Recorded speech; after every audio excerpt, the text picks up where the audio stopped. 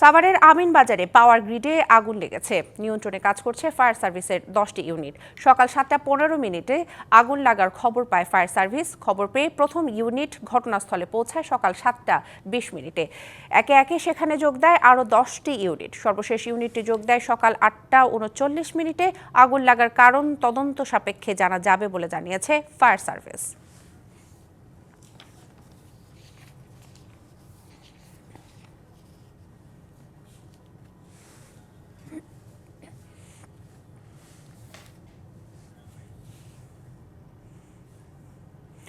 সংস্কারের নামে ব্যাংক খাতে চলছে ছেলে খেলা। নজিরবিহীন লুটপাট হওয়া ব্যাংকগুলোতে শুরু হয়েছে আরেক নৈরাজ্য। ডুবতে বসা ব্যাংক পুনরুদ্ধারের দায়িত্ব দেয়া হচ্ছে লুটের সহযোগী ব্যাংকারদেরই। এজন্য আইনের ব্যত্যয় ঘটিয়ে নিয়োগ দেওয়া হচ্ছে শীর্ষ পদে। এমন অভিযোগ শরিয়াহ ভিত্তিক দুটি ব্যাংকের বিরুদ্ধে। নিয়োগ পাওয়া ব্যক্তিদের বিরুদ্ধে ঋণ জালিয়াতির গুরুতর অভিযোগ থাকলেও তারা পেয়েছেন শীর্ষ পদ। বাংলাদেশ ব্যাংকেরই করা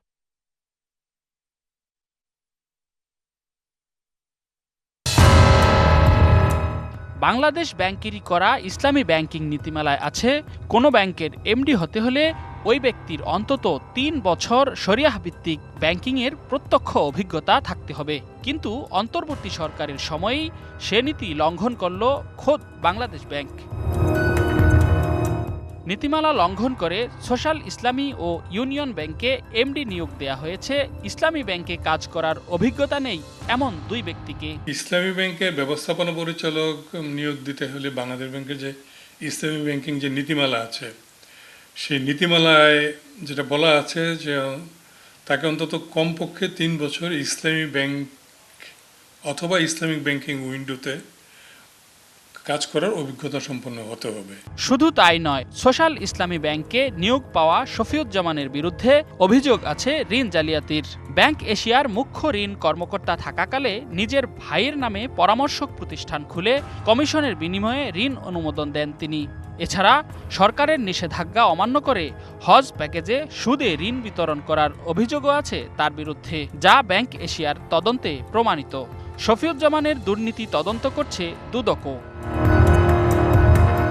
আর ইউনিয়ন ব্যাংকে এমডি পদে নিয়োগ পাওয়া বাংলাদেশ ব্যাংকেরই সাবেক নির্বাহী পরিচালক হুমায়ুন কবিরের বিরুদ্ধে অভিযোগ ঘুষের বিনিময়ে এনআরবিসি ব্যাংকের দুর্নীতি ধামাচাপা দেয়ার। অপকর্মের পুরস্কার হিসেবে অবসরের পর ব্যাংকটিতে ডিএমডি পদে চাকরিও বাগিয়ে নেন তিনি। হুমায়ুন কবির জুলাই আন্দোলনে ছাত্র জনতার পক্ষে না দাঁড়াতে ব্যাংকারদের হুঁশিয়ারিও দিয়েছিলেন। বিতর্কিত ব্যক্তিদের এমডি নিয়োগের বিষয়ে কেন্দ্রীয় ব্যাংকের মুখপাত্র সন্তোষজনক জবাব দিতে পারেননি। যাকে আমরা এমডি নিয়োগ দিয়েছি সম্প্রতি, উনি একটি কনভেনশনাল ব্যাংকের ঊর্ধ্বতন পদে ছিলেন এবং ওই ব্যাংকের ইসলামী ব্যাংক উইন্ডো ছিল এবং স্বাভাবিকভাবে ওই উইন্ডোর যে কার্যক্রম তার হাত দিয়েই বিভিন্ন সিদ্ধান্ত হয়েছে। সরাসরি ইসলামী ব্যাংকের কাজ করার অভিজ্ঞতা না থাকলেও ইসলামী ব্যাংকিং সম্পর্কে তার সম্যক ধারণা আছে। নীতিমালা অমান্য করে কিভাবে দুর্নীতিগ্রস্ত এসব ব্যক্তিরা এমডি হলেন এ বিষয়ে ব্যাংক দুটির পর্ষদ চেয়ারম্যানের বক্তব্য জানতে চাইলে তারাও কথা বলতে রাজি হননি। রেদওয়ানুল হক, ডিবিসি নিউজ, ঢাকা। পাচার হওয়া টাকা ফিরিয়ে আনতে বিশেষ আইন পাশ করবে অন্তর্বর্তী সরকার।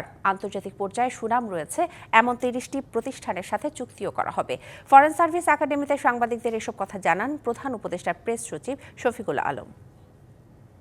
টাস্ক ফোর্স এবং অন্যান্য যারা এজেন্সি, অন্যান্য গভর্নমেন্টের প্রতিষ্ঠান, তারা কতটুকু কি করছেন এই টাকাটা ফেরত আনার জন্য, এইটার প্রোগ্রেসটা কতটুকু, সেটার উপরে আজকে একটা বড় মিটিং হয়। এই টাকাটা কিভাবে আনা যায় এটা ত্বরান্বিত করার জন্য এবং এই যে কাজগুলো যে হচ্ছে সেই কাজগুলোর মধ্যে কোঅর্ডিনেশনটা আরো স্মুথলি করার জন্য একটা আইন খুব শীঘ্রই করা হবে।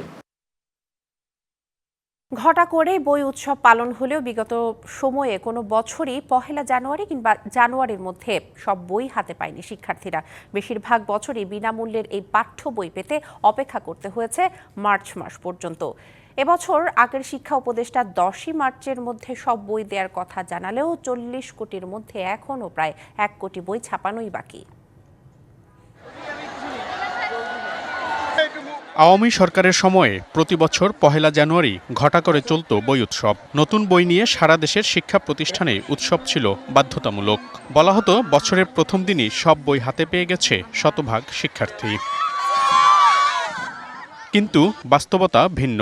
অনুসন্ধানে দেখা গেছে বিগত সময়ে বেশিরভাগ বছরই ১ জানুয়ারি সব বই পায়নি শিক্ষার্থীরা। এমনকি বেশিরভাগ বছরই সব বই পেতে সময় লেগেছে মার্চ মাস পর্যন্ত। এই হিসেবে ২০২৪ সালে পাঠ্য বই বিতরণ শেষ হয়েছে ৭ই মার্চ, ২০২৩ সালে ১৭ই মার্চ, ২০২২ সালে ২৪শে মার্চ পর্যন্ত সময় লেগেছে বিনামূল্যের পাঠ্য বই বিতরণ করতে। আর ২০১০ সালে ২১শে জুলাই এবং তার আগের বছর ২৬শে সেপ্টেম্বর পর্যন্ত অপেক্ষা করতে হয়েছে সব বই পেতে। প্রতি বছরই উৎসবের নামে যেভাবে বলা হতো যে সকল বই বছরের প্রথম দিনে দেওয়া হয়ে গেছে, বিষয়টা কিন্তু আসলে কখনোই তা হয় নাই। এটা প্রতি বছরই একটা উৎসবের জন্য কিছু বই আগে ছাপিয়ে একটা উৎসব করা হয়েছে। উৎসবের নামে খরচও ভালোই হয়েছে, কিন্তু সব বই কিন্তু শেষ পর্যন্ত আমাদের রেকর্ড বলছে যে এরকমভাবে গিয়েছে। সরকার উৎসব করেছে, বই জানুয়ারির পুরো সময়, ফেব্রুয়ারি মাসও বই গেছে, কিন্তু এইবার দেখেন মানে ওই যে প্রত্যাশা অনেক বেশি। যখনই টেন্ডার হোক, এটা তো আমার দরকার নাই, আমার কালকে সকালেই বই দরকার, কিন্তু সকালে তো বই দেওয়া সম্ভব নয়। আমাদের প্রচেষ্টা অব্যাহত আছে। আমরা আশা করি প্রতি ৭০ সকল বই আমাদের চলে যাবে। চলতি বছর এখনও সব বই হাতে পায়নি শিক্ষার্থীরা। এখনও প্রায় ১ কোটি বই ছাপানো বাকি, যা চলতি সপ্তাহেই শেষ হবে বলে জানিয়েছে জাতীয় শিক্ষাক্রম ও পাঠ্যপুস্তক বোর্ড এনসিটিবি। তবে এবার বই ও ছাপার মানে ছাড় দেয়া হয়নি। কাগজের সংকট, আর্ট কার্ডের সংকট, আর সবচেয়ে বড় কথা হলো আমরা যদি গুণগত মানের বই ছাপা বাধাই, এটা যদি আমরা ছাড় দিতাম, তাহলে এই বই আমরা জানুয়ারি মাসের ১০ তারিখের মধ্যে সকল বই দিয়ে ফেলতে পারতাম। এতে কোনোই সন্দেহ ছিল না। এগুলো বেশিরভাগ বই হচ্ছে অতিরিক্ত চাহিদার বই, কিংবা যে সমস্ত বইয়ের পরীক্ষা হচ্ছে না। আমরা অগ্রাধিকার ভিত্তিতে শেষে ছাপানো বইগুলোকে এভাবেই করেছি। আমার যেই কাগজ দেওয়ার কথা, আমি যেন এই কাগজ দিই, আমাকে আগে এই জায়গায় আমাকে নিয়ে যেতে হবে, এবং এটার জন্য একটা মেসেজ বই ছাপানোর আগেই দিতে হবে যে এর বাইরে হবে না, তাইলে ভাই তোমরা তোমাদের মতো থাকবা, আমরা আমাদের মতো থাকবো, তোমাদের কাজ কেটে আমরা অন্যদেরকে দিয়ে দিব। এবছর সারা দেশে প্রায় ৪.৫ কোটি শিক্ষার্থীর জন্য ছাপানো হচ্ছে প্রায় ৪০ কোটি বিনামূল্যের পাঠ্য বই। মনিরুল সোহাগ, ডিবিসি নিউজ, ঢাকা। দেশের রাজনৈতিক পট পরিবর্তনের পর বেশ জোরে সোরেই দাবি ওঠে ডাকসু নির্বাচনের। ফেব্রুয়ারিতে নির্বাচনের রোডম্যাপ দেওয়ার কথা থাকলেও এখন পর্যন্ত তদন্ত কমিটিগুলো কোনো প্রতিবেদন না দেয়ায় সুনির্দিষ্ট তারিখ ঘোষণা করতে পারছে না বিশ্ববিদ্যালয় প্রশাসন। তবে দ্রুত নির্বাচন চাইলেও ছাত্রলীগকে সুবিধা দিতে তৈরি করা গঠনতন্ত্রের সংস্কার চায় ছাত্রদল এবং নবগঠিত গণতান্ত্রিক ছাত্র সংসদ। অন্যদিকে প্রশাসনের গড়িমসির সঠিক কারণ জানতে চায় ইসলামী ছাত্র শিবির সহ বাম সংগঠনগুলো। সবশেষ ডাকসু নির্বাচন অনুষ্ঠিত হয় ২০১৯ সালে। আওয়ামী লীগ শাসনামলে ঢাকা বিশ্ববিদ্যালয় ক্যাম্পাসে ছাত্রলীগের আধিপত্য ছিল একচেটিয়া। তবে গত বছর ১৭ই জুলাই ঢাকা বিশ্ববিদ্যালয় থেকে ছাত্রলীগের নেতাকর্মীদের হটিয়ে রাজনীতিমুক্ত ঘোষণা করে সাধারণ শিক্ষার্থীরা। এরপর আওয়ামী লীগ সরকার পতনে রাজনৈতিক পট পরিবর্তন হলেও ঢাকা বিশ্ববিদ্যালয় কেন্দ্রীয় সংসদ ডাকসু নির্বাচনের দিন তারিখ এখনও ঠিক হয়নি। নির্বাচন আয়োজনের জন্য করা ৩ কমিটির রিপোর্টের অপেক্ষায় রয়েছে বিশ্ববিদ্যালয় প্রশাসন। সুনির্দিষ্ট কোনো তারিখ এখনই পাওয়া সম্ভব নয় বলে জানালেন প্রক্টর। ডাকসু নির্বাচনের প্রশ্নে একমত সব ছাত্র সংগঠন, চান দ্রুত নির্বাচন। তবে নির্বাচনের আগে ক্যাম্পাসে গণতান্ত্রিক পরিবেশ ফিরিয়ে আনা প্রয়োজন বলে মত ছাত্র দলের। যারা ভিন্ন মত ধারণ করত, একক ছাত্র সংগঠন ব্যতীত, তো সেই জায়গা থেকে আমরা বিশ্ববিদ্যালয় প্রশাসনকে আহ্বান জানিয়েছি যে আপনারা ডাকসুর একটি কার্যকর গঠনতন্ত্রের সংস্কার নিশ্চিত করেন, একটি কার্যকর পরিবেশ নিশ্চিত করেন, তার মধ্য দিয়ে শিক্ষার্থীদের প্রতিনিধিত্ব নিশ্চিত হয়, এরকম একটি ডাকসুর আয়োজন করেন। পরবর্তী সময় ঢাকা বিশ্ববিদ্যালয়ের আমরা ডাকসুর যে ডিমান্ড আমরা সেটাকে বিশ্ববিদ্যালয়ের মাঝে দেখতে পাচ্ছি। তবে নির্বাচন নিয়ে প্রশাসনের গড়িমসি নিয়ে অন্যান্য সংগঠনগুলো বলছে সংস্কার বা অন্য ইস্যুতে ডাকসু নির্বাচনের জন্য প্রশাসন অতিরিক্ত সময় চাইলে উচিত তার সঠিক কারণ জানানো। দাবিগুলো পূরণ করা এবং সংস্কার এবং একই সাথে ডাকসুর যে নির্বাচন প্রক্রিয়া সবগুলো একই সাথে চলতে পারে। জুলাই বা জুলাইয়ের পরবর্তী সময়ে আমরা মনে করি যে ডাকসু নির্বাচন যত পেছাবে ক্যাম্পাসের যেই স্থিতিশীল অবস্থা সেটা আরও নাজুক হতে থাকবে, অস্থিতিশীলতার দিকে যাবে। ফলে আমরা মনে করি দ্রুত সময়ের ভেতরে ডাকসু নির্বাচন হওয়া উচিত। কাউন্সিল গঠন করে সবাইকে একটা উন্মুক্ত পরিবেশ তৈরি করে দিতে হবে, লেভেল প্লেইং ফিল্ড তৈরি করতে হবে। পাশাপাশি ছাত্র সংসদ নির্বাচনের কার্যক্রমকে সত্যিকার অর্থে আগাতে হবে। ছাত্র সংসদ নির্বাচন মাস্ট দেশের গুণগত ছাত্র রাজনীতি বিশ্ববিদ্যালয় ক্যাম্পাসের পরিবর্তনের জন্য। ফেব্রুয়ারিতে ডাকসু নির্বাচন নিয়ে 3 কমিটির প্রতিবেদন দেওয়ার কথা থাকলেও এখনও না দেয়ায় হতাশ ছাত্র সংগঠনগুলো।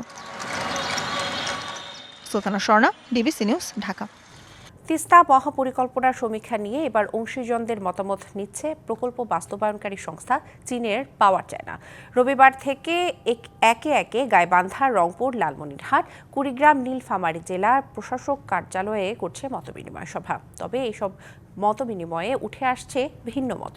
কালক্ষেপণ করায় অংশীজনরা ব্যক্ত করছেন ক্ষুব্ধ প্রতিক্রিয়া, আর গবেষকরা বলছেন ভুক্তভোগীদের কাছে না গিয়ে মতবিনিময় সভা অনেকটাই মূল্যহীন। 2 দশক আন্দোলনের পর 9 ফেব্রুয়ারি তিস্তা পারে যান অন্তর্বর্তী সরকারের 2 উপদেষ্টা। ডিসেম্বরের মধ্যেই মহাপরিকল্পনার রূপরেখা চূড়ান্ত করতে তীরবর্তী মানুষের মতামত নেয়ার কথা জানান পানি সম্পদ উপদেষ্টা সৈয়দা রিজওয়ানা হাসান। আপনাদের মতামত ছাড়া কোনো মহাপরিকল্পনা চূড়ান্ত হবে না। পানি উন্নয়ন বোর্ড আয়োজন করবে, পাওয়ার চায়নার সাথে থাকবে, এই শর্তে তারা রাজি হয়েছে। এরপর 17 থেকে 18 ফেব্রুয়ারি 48 ঘন্টার কর্মসূচিতে যোগ দেয় বিএনপি সহ বিভিন্ন রাজনৈতিক দল। নতুন গতি পায় আন্দোলন। 1 মাস না যেতেই আগের সমীক্ষা নিয়ে অংশীজনদের কাছে হাজির প্রকল্পের ঠিকাদারি প্রতিষ্ঠান পাওয়ার চায়না। সোমবার রংপুর জেলা প্রশাসক সম্মেলন কক্ষে মতবিনিময় সভায় তুলে ধরা হয় আদ্যোপান্ত।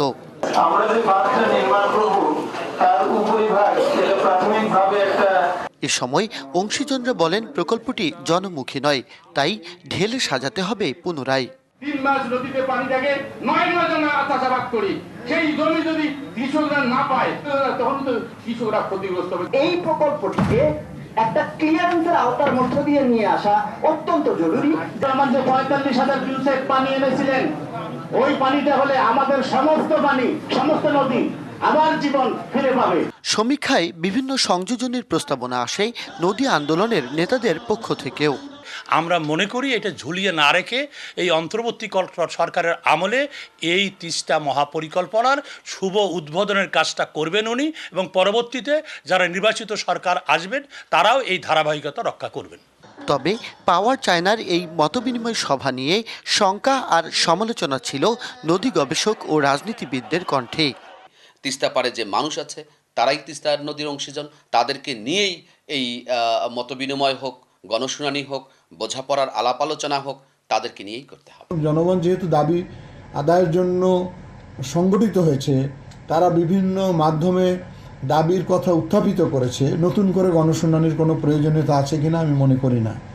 এ অবস্থায় প্রকল্পের দেশীয় ব্যবস্থাপক বলছেন প্রকল্পটি বাস্তবায়নে প্রকৃতিগত ও ভূ রাজনৈতিক কোনো প্রভাবই পড়বে না।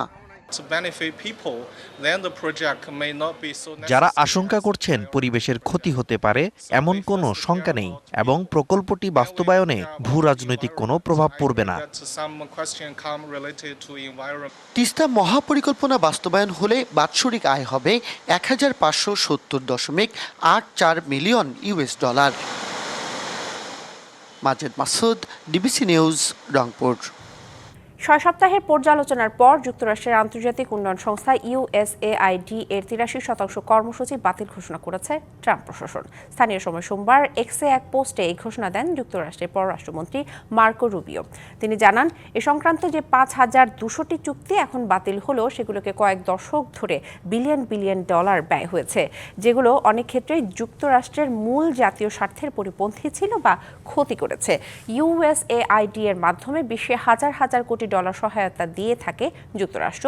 এর সহায়তা বন্ধের ফলে বিভিন্ন দেশে দরিদ্র জনগোষ্ঠী ক্ষতির মুখে পড়বে বলে মনে করেন অনেকেই। যুক্তরাষ্ট্রের মোট বিদেশি সহায়তার পরিমাণ $68 বিলিয়ন। এর মধ্যে শুধু USAID এর জন্যই বরাদ্দ প্রায় $40 বিলিয়ন। দর্শক, এবার দেখে নেব আজকের জাতীয় দৈনিক পত্রিকাগুলোর প্রধান শিরোনামগুলো। প্রথমে চলে যাব প্রথম আলোতে। প্রথম আলোর প্রধান শিরোনাম, টাকা ফেরাতে আইন আসছে। তাদের আরেকটি গুরুত্বপূর্ণ শিরোনাম হচ্ছে, শিশুটি এখনও লাইফ সাপোর্টে, রিমান্ডে 4 আসামি। ধর্ষণের আরও অভিযোগ। এখানে আসলে মাগুরার যে শিশুটি ধর্ষণের শিকার হয়েছে তার কথা বলা হচ্ছে। চলে যাব পরবর্তী পত্রিকায়, সমকাল। সমকালের প্রধান শিরোনাম, বাংলাদেশে ৩,৩৯৯ অবৈধ ভারতীয় বসবাস। তাদের আরেকটি শিরোনাম, ধর্ষণ নিপীড়নের প্রতিবাদ বিক্ষোভ চলছেই, চোখের পাতা নেড়েছে সেই শিশুটি। আরেকটি গুরুত্বপূর্ণ শিরোনাম, জাতিসংঘ চায় সহযোগিতা, ঝুঁকি মনে করছে ঢাকা। চলে যাচ্ছি পরবর্তী পত্রিকা, যুগান্তর। যুগান্তর বলছে, নিষিদ্ধ ছাত্রলীগী মাস্টার মাইন্ড, বেশিরভাগ ছিনতাই ডাকাতি পরিকল্পিত। তাদের আরেকটি শিরোনাম, হাসিনা পরিবারের ব্যাংকে 635 কোটি টাকা, নিজ বাসায় খুন হাবিবুল্লাহ বাহারের সাবেক উপাধ্যক্ষ। চলে যাব পরবর্তী পত্রিকা, কালবেলা। কালবেলার প্রধান শিরোনাম, দেশে ধর্ষণের 1.5 লাখ মামলা বিচারাধীন। তাদের আরেকটি শিরোনাম, শেখ হাসিনার শাসনামল অর্থনীতিকে ধ্বংস করেছে। দ্য গার্ডিয়ানকে ডক্টর ইউনুস। আরেকটি শিরোনাম তারা করেছে, শেখ হাসিনা, রেহানা সহ 23 জনের বিরুদ্ধে চার্জশিট। চলে যাচ্ছে পরবর্তী পত্রিকা, বাংলাদেশ প্রতিদিন। বাংলাদেশ প্রতিদিনের প্রধান শিরোনাম, সংস্কারে ঐক্যের কঠিন চ্যালেঞ্জ। দ্বিতীয় শিরোনাম, হাসিনা এবং তার পরিবারের নামে 6 দেশে সম্পদের সন্ধান। পরবর্তী পত্রিকা, দৈনিক ইত্তেফাক। ইত্তেফাকের প্রধান শিরোনাম, পাচার হওয়া 23,000 কোটি ডলার ফেরাতে বিশেষ আইন হচ্ছে, দ্রুত বিচার ও সাজা কার্যকরেই সমাধান। চলে যাচ্ছি পরবর্তী পত্রিকা, কালের কণ্ঠ। কালের কণ্ঠ একটি বক্স নিউজ করেছে। তাদের প্রধান শিরোনাম, অপরাধের ব্যাপকতায় আতঙ্ক। দ্বিতীয় শিরোনাম, ধর্ষণ বিরোধী প্রতিবাদ বিক্ষোভ চলছেই, তারেক রহমান দেশে ফিরবেন কবে, তাদের একটি বিশ্লেষণধর্মী প্রতিবেদন করেছে। চলে যাচ্ছি পরবর্তী পত্রিকা, বণিক বার্তা। বণিক বার্তার প্রধান শিরোনাম, বাজার অংশীজনদের দিয়ে তদন্ত কমিটি করা বিএসইসির ভুল ছিল কি। দ্বিতীয় শিরোনাম, হাবিবুল্লাহ বাহার কলেজের ভারপ্রাপ্ত ভাইস প্রিন্সিপাল নিজ বাসায় খুন। এবার চলে যাব আমরা ইংরেজি পত্রিকায়। ইংরেজি পত্রিকার পরবর্তীতেই আছে the Daily Star. Daily Star বলছে, laundered billions, government fast tracks recovery force, special law in the world's 11 priority cases involving Hasina, Saifuzzaman among others identified. চলে যাচ্ছি পরের পত্রিকা, দ্য বিজনেস স্ট্যান্ডার্ড। বিজনেস স্ট্যান্ডার্ডের প্রথম শিরোনাম, government targets 11 priority cases for recovering laundered money. The second headline is, we don't want to cross December to hold national poll, CEC. চলে যাচ্ছি পরবর্তী পত্রিকা, দ্য ডেইলি অবজারভার। তাদের প্রধান শিরোনাম, 55 PC victim are children, culture of impunity fuels rape recurrence, says experts. চলে যাচ্ছে পরবর্তী পত্রিকা, the New Age. New Age বলছে, Purbachal plot scam, ACCO case charged against Hasina family in 6 cases. তাদের আরেকটি প্রধান শিরোনাম হচ্ছে, more people joined protest against the rape.